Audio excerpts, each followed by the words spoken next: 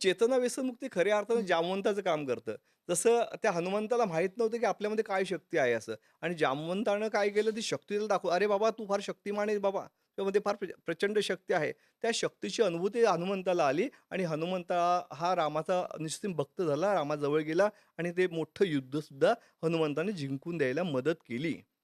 मग आम्ही काय करतो माहिती आहे का, सगळ्यात महत्त्वाचं म्हणजे ह्या चेतना व्यसनमुक्ती केंद्रामध्ये एक गोष्ट दाखवतो. आता हे पझल गेम आहे हा. हं. आणि हा जर तुम्हाला दाखवलं स्टार्टिंगला, की हे कसं टाकायचं, तुम्ही म्हणा, "अरे बाबा, मला नाही जमेल तुम्हाला?"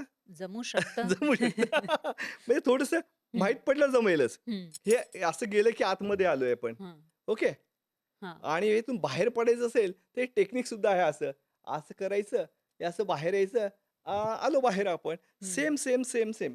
गंमत अशी होते, जर का तुम्हाला ह्या व्यसनातून बाहेर पडण्याचं टेक्निक कसं असतंय, तुम्ही आत्मविश्वास कसा वाढवला पाहिजे, तुमची ब्रेन प्रोग्रामिंग कशी झाली पाहिजे आणि हं. सगळ्यात महत्त्वाचं म्हणजे आमच्याकडे एक फंडा आहे. तो म्हणजे आजचा दिवस. हा अच्छा. आजचा दिवस म्हणजे काय? सकाळी उठायचं, आरशासमोर उभं राहायचं आणि म्हणायचं, "आजचा दिवस माझा आहे. आज मी चांगली कामं करणार आहे. आज मी कोणतेही व्यसन करणार नाही. आज मी चांगली मित्र जोडेन, मी चांगली पुस्तकं वाचेल, मी सुसंवाद करेल, आई-वडिलांचा नमस्कार करेल." हे टेक्निक आपण सांगतो.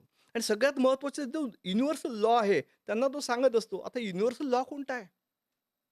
ज्यानं आपल्या बापाला छळलं, त्याच्या हातात दमडी टिकत नाही. आणि ज्यानं आपल्या आईला छळलं, त्याचा या पृथ्वीतलावर ठाव ठिकाणा लागत नाही. हा युनिव्हर्सल लॉ. लॉ आहे. हं, आणि मग त्यांना कळतं, "अरे हो यार, आई-वडिलांवर आपण प्रेम केलं पाहिजे." आणि सगळ्यात महत्त्वाचं, व्यसनाधीन व्यक्ती काय करतो? हा ब्लेमिंग करतो. हं. म्हणजे कुणाला तरी व्हिलन बनवतो, कारण त्याला हिरो बनायचं असतं. मग त्याला चेतनामध्ये येऊन कळतं, खरा व्हिलन एकच आहे, तो म्हणजे मी आहे. कारण माझ्या मते आपल्यासोबत जे पण काही होतं ना, ते एकच व्यक्तीमुळे होतं, ते म्हणजे आपल्यामुळे होतं. हं. मग त्यांना कळतं, "अरे हो यार, मी दारू पिल्यामुळे माझ्यासोबत सगळं वाईट घडलेलं आहे." आणि सगळ्यात महत्त्वाचं, आम्ही एक कर्माचा सिद्धांत शिकवतो. एक गाणं यांच्याकडून पाठच करून घेतो. कोणतं गाणं? जगी जीवनाचे सार, घ्यावे जाणुनी सत्वर, जैसे ज्याचे कर्म तैसे फळ देतो रे ईश्वर. जैसे ज्याचे कर्म तैसे फळ देतो रे ईश्वर. कर्माचा सिद्धांत. हं, तुम्ही जे कर्म कराल ना, तेच तुमच्या भोवती पुढे येणार आहे. म्हणून जागो तब सवेरा. ठीक आहे, काल तुम्ही दारुडे होतात. हं, खूप दारू पिली, चुकीची कर्म केली, कोई बात नहीं. पण जागो तब सवेरा. आजपासून तुम्हाला नवीन जीवन सुरू करायचंय. ते आरसा कन्सेप्ट सांगितला ना मी. आरशासमोर उभं राहायचंय, चांगला माणूस व्हायचंय, व्यसन करायचं नाहीये, माफी मागायची आहे आणि सगळ्यात महत्त्वाचं म्हणजे आता मला नवीन कामं करायची आहेत. व्यसन केल्यामुळे एक फायदा असा होतो, हं.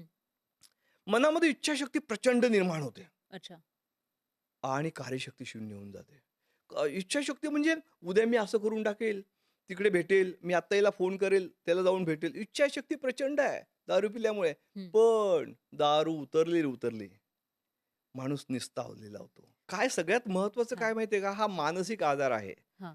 हां, मग जसा समज असतो तसं जगणं होऊन जातं. मग यांचा पूर्वी समज काय असतो, जर मी हे दारू पिलो, मी हे ड्रग घेतली, मी असं केलं, तर मला मज्जा येते. मला हॅपी हार्मोन्स माझे निर्माण होतात. मला जगायला मजा येते.